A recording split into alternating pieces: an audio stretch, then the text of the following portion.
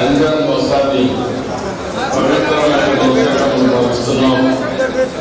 ఈ సందర్భంగా ముస్లిం సోదరి సోదరులందరికీ మరొకసారి రంజాన్ మాసంలో మీ అందరికీ శుభాకాంక్షలు తెలియజేస్తున్నాను. ఈ సందర్భంలో ఒకసారి చూస్తే క్రమశిక్షణ, దాతృత్వం, ధార్మిక చింతన కలిగే రంజాన్ మాసం. రంజాన్లో నెలంతా కూడా ఉదయం నుండి సూర్యాస్తమయం వరకు నీరు, ఆహారం ఏమీ తీసుకోకుండా కఠోరమైనటువంటి ఉపవాస దీక్షలు చేపట్టాలి. అది మీ పవిత్రత, అది మీ పట్టుదల. అంతేకాకుండా రంజాన్ నెలలో దానం చేస్తే నిరుపేదలు కూడా పండుగ సంతోషంగా ఉంటారని ముస్లిం పెద్దలు సూచిస్తారు. అందుకే ఈ మాసం అంతా కూడా దానాలు చేయడం, అందరికీ సహాయం చేయడం. అదే ఈరోజు మనం చూస్తే పేదలకు సహాయం చేయడం, పరులకు ఉపకారం చేయడమే ఖురాన్ సూక్తి, ఖురాన్లో ముఖ్యమైన సందేశం. ముస్లింలకు టీడీపీ ఎప్పుడు ప్రాధాన్యత ఇస్తా ఉంది. ఈ విషయం మీరు గుర్తుపెట్టుకోవాల్సిన అవసరం ఉంది.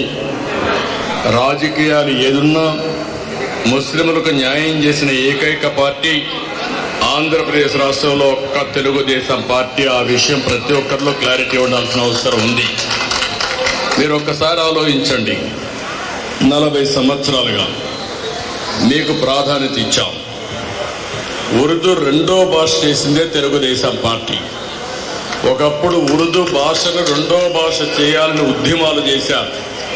నాకు బాగా జ్ఞాపకం, బాగారెడ్డి గారైతే పెద్ద ఎత్తున ఉద్యమాలు చేస్తూ ఉంటే ఎవరు పట్టించుకోకపోతే ఒకేసారి కంబైన్డ్ ఆంధ్రప్రదేశ్లో, సమైక్య ఆంధ్రప్రదేశ్లో 13 జిల్లాల్లో ఉర్దూ రెండో భాష చేసింది నేనే చేశా, తెలుగుదేశం పార్టీ చేసింది. అది తెలుగుదేశం పార్టీ కమిట్మెంట్. ఇంకొక పక్కన మీరు చూస్తే ఫస్ట్ టైం చరిత్రలో ముస్లింల్లో చాలా మంది పేదవాళ్ళు ఉన్నారు. వీళ్ళు ఒక ఫైనాన్స్ కార్పొరేషన్ పెట్టాలని నిర్ణయం చేసింది ఎన్టీ రామారావు గారు. 1985లోనే ముస్లింల కోసం ఫైనాన్స్ కార్పొరేషన్ పెట్టిన పార్టీ, పెట్టిన వ్యక్తి ఎన్టీ రామారావు గారు అని చెప్పి నేను మీకు తెలియజేస్తున్నా.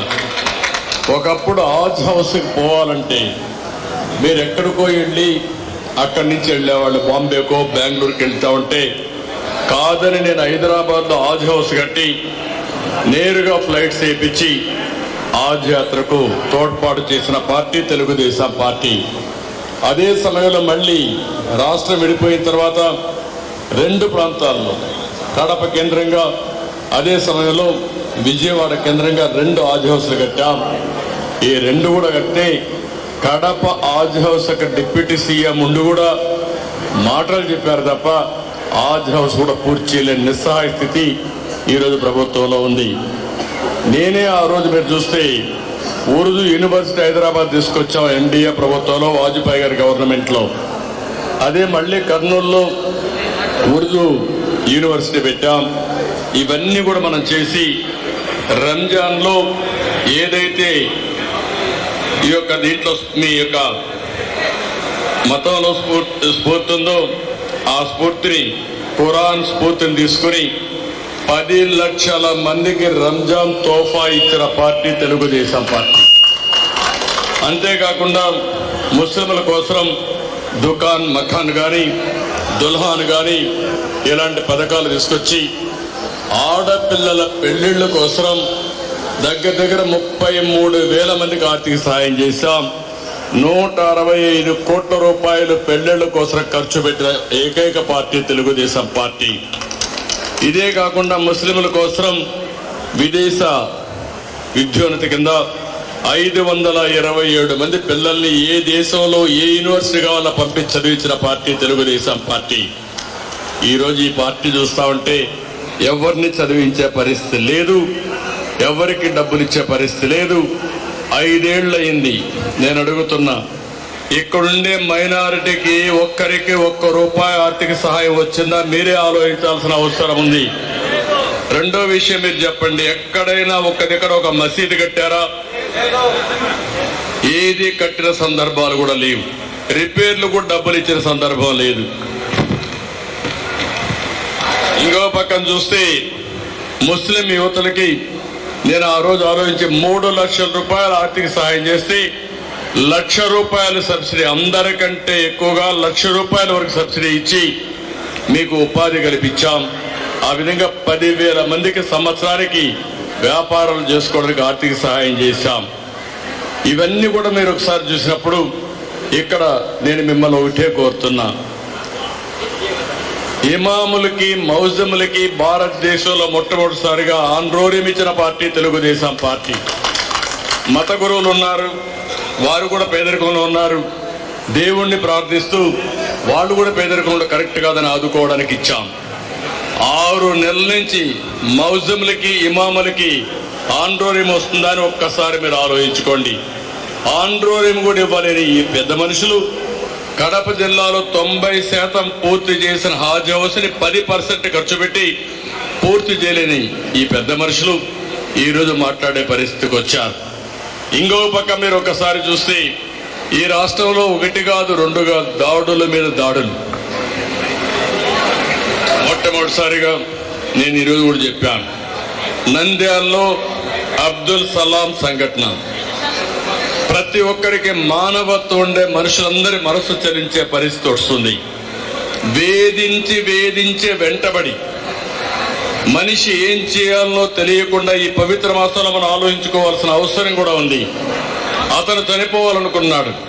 చనిపోవాలనుకుని చనిపోయే సమయంలో భార్య ఏమవుతుంది, వీళ్ళు చెప్పే మాటల తర్వాత ఆవిడ్ని అవమానిస్తారనే ఉద్దేశంతో భార్యాభర్త ఇద్దరు ఆత్మహత్య చేసుకోవాలని, మేమిద్దరం చనిపోతే పిల్లల అనాథలైపోతారని 4 కూడా బలవంతపు మరణం రైల్వే కింద పిల్లల్ని ట్రాక్ లో కట్టేసి ఇద్దరు కూడా జీవితాలు సాధించారంటే, ఆత్మహత్య చేసుకున్నారంటే ఏ విధంగా హెరాస్ చేశారో మీరు ఒక్కసారి గుర్తుపెట్టుకోవాల్సిన అవసరం ఉంది.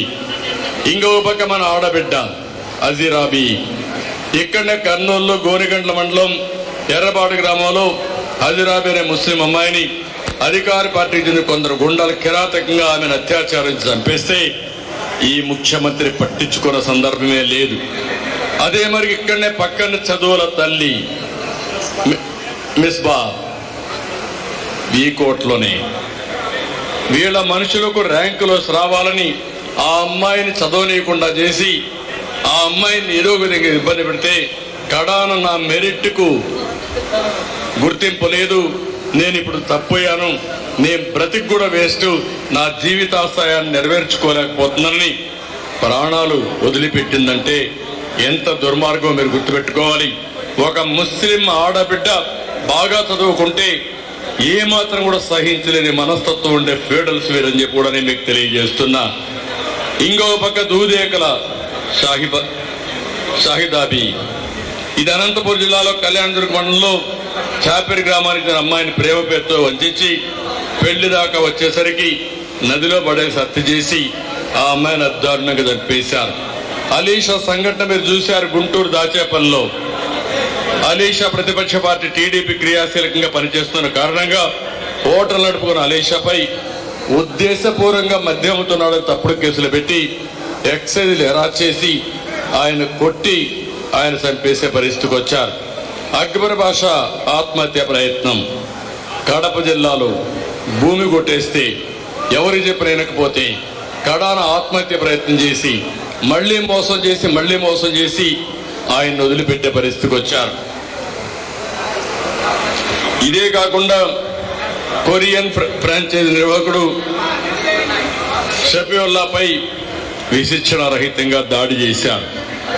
ముస్లిం యువకులపైన చిత్తూరులోని పొంగునూరు నియోజకవర్గం రొంపిచర్ల బ్యానర్లు తొలగించారనే నెపంతో పెద్ద ఎత్తున 12 మందిని జైలుకు పంపించారు.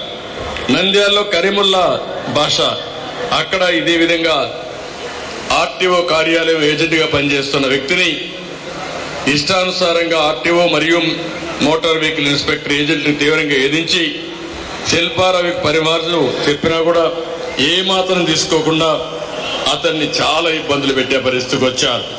షేక్ సైదాపై వైసీపీ ముఖ్యులు కిరాతకంగా దాడి చేశారు. మసీదు విషయంలో ఇబ్రహీం హత్య, గుంటూరులో నర్సరాపేటలో మసీదును కబ్జా చేస్తా ఉంటే అతను పోరాడితే అతి దారుణంగా మసీదును కాపాడుకోవడానికి ప్రాణత్యాగం చేసిన వ్యక్తి. ఇలాంటి సంఘటన మీరు ఒక్కసారి చూసిన తర్వాత ఈ రాష్ట్రంలో ప్రభుత్వం ఉందా? ఈ ప్రభుత్వం మీరు ఒకసారి చూస్తే నన్ను గురించి విమర్శిస్తున్నారు. నేను ఒకటే చెప్తున్నా, ముస్లిం పెద్దలకి ముస్లింలకు అందరికీ ఒకటే చెప్తున్నా, 45 సంవత్సరాలు ట్రాక్ రికార్డు ఉండే పార్టీ తెలుగుదేశం పార్టీ. ఒకప్పుడు ఎన్డీఏలో ఉన్నాం. ఎప్పుడైనా మీ యొక్క భద్రతకు కానీ మీ హక్కులకు కానీ భంగం కలిగించే పరిస్థితి ఎప్పుడూ తెలుగుదేశం పార్టీ రాలేదు, చెయ్యలేదు.